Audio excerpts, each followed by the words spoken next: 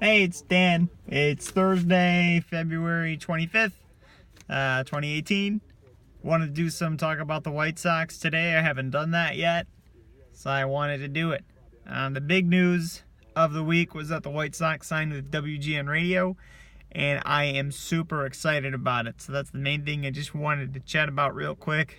The White Sox moved off of 670 The Score 2 years ago in favor of the Cubs.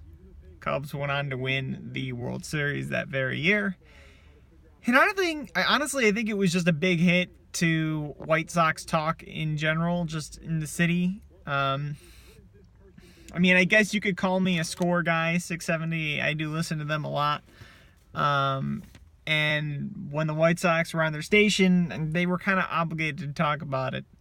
And when they left, that Chicago's main sports station, it was basically like the White Sox just disappeared from the radio because they went to, 890, I think, the conservative political radio station, place that had nothing to do with sports until the Sox and Bulls signed on there. And it was not good. I hated having to tune into that channel to listen to White Sox games on my way home from work, which I do almost every day in the summer. Since I drive home at 6 p.m., I get to listen to a little bit of the Sox games almost every night. And it sucked. It sucked because they don't talk about the White Sox at all on that station other than 1 hour a week and then 20 minutes tops before the game starts. So it sucked. And now they're on WGN. WGN, they don't do a lot of sports talk either, but it's better than where they were before. And more importantly, it's not like FM radio.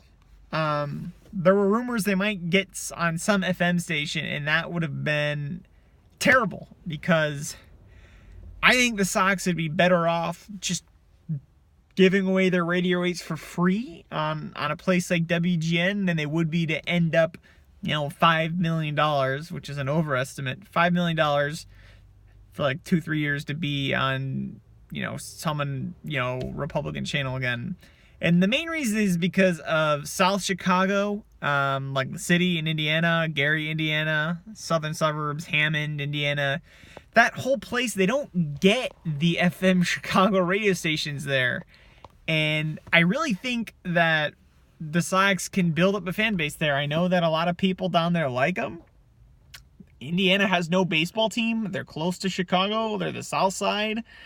They kind of have the same sort of little brother thing that the Sox have going for them. They don't really want to root for the Cubs. So, I really think that the Sox needed to make sure that whole area was on the radio at least somewhere. And they will be. It's still going to be Farmer and DJ, which is, a lot of people don't like them. I don't really care. It's going to be mostly the same broadcast, but at least on a more reputable station that I don't feel like I'm forced to tune into and that has a sort of sports background in their past. So that's good. Couple other things. The Sox went to arbitration with Avi Garcia and Yolmer Sanchez. They went to arbitration with both guys, and they lost both cases. It's a total of less than 1.5 million between the two that they lost this year. It's not a big deal that they lost, it's just kind of a big deal that they went because they haven't been to arbitration in over 15 years for any player. I don't think it means anything. Just kind of interesting. I think it might be more about the agents as a whole. I guess arbitration cases were up in general this year. It sounds like maybe a lot of the Asian agents were almost forcing their players into arbitration. Could be something to keep an eye on as the years go on, but doesn't really matter this year, especially since the Sox saved so much money on Jose Abreu. He signed $3-4 million less than people thought he'd get. So, that was kind of neat. Just a couple other things. The one Sox thought I have was I wanted to talk about Hector Santiago. The White Sox signed him to a minor league contract just now, and I just think the whole thing's really neat. He was a young up-and-comer. Everybody here liked him. He's a good clubhouse guy, all that good stuff. And Rick Hahn trades him for Adam Eaton. The trade at the time everybody was okay with, but a little worried about. And then, of course, Santiago had a couple really good years immediately after the trade, so people were kind of worried about that. But look what happened now. Hector Santiago for Adam Eaton. Adam Eaton signs a super team-friendly deal after some injury-prone years. Then he explodes. We turn Adam Eaton into Giolito, Lopez, and Dunning. And now we have Santiago back. So basically, we turned Hector Santiago into Lucas Giolito and Lopez, Reynaldo Lopez, already on the roster. And then I think Dane Dunning, I think he's got a better chance to be solid than both of those guys. I mean, Lopez and Giolito both have the higher ceiling, but Dunning's floor, I think, is legit. I think he's in. And yeah, I thought that was so cool that now Santiago's back. And as far as he's concerned for this year, I mean, we could use a lefty that can throw more than one batter. I think we have a couple loogie candidates right now, a couple lefties that are good against just lefties. But we don't really have anyone that can throw a whole inning, which isn't that important. I mean, you can have just righties that are extended relief as long as you have one or two guys that are really good at getting power lefties out in particular.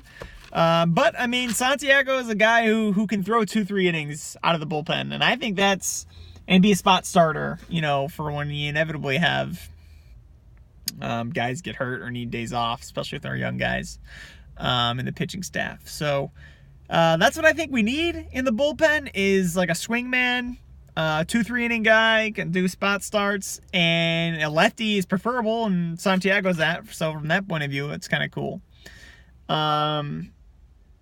That's it about the Sox. I want to keep this video just about the White Sox because I haven't posted a White Sox video yet, and I kind of want to post a lot of them just so I can look back on it. I don't know, just have a few.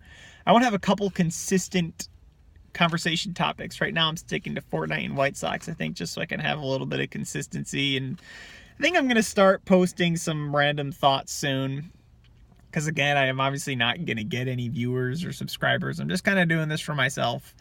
And I have some thoughts. I mean, Valentine's Day was yesterday. I have some thoughts about that. The Florida shooting was yesterday.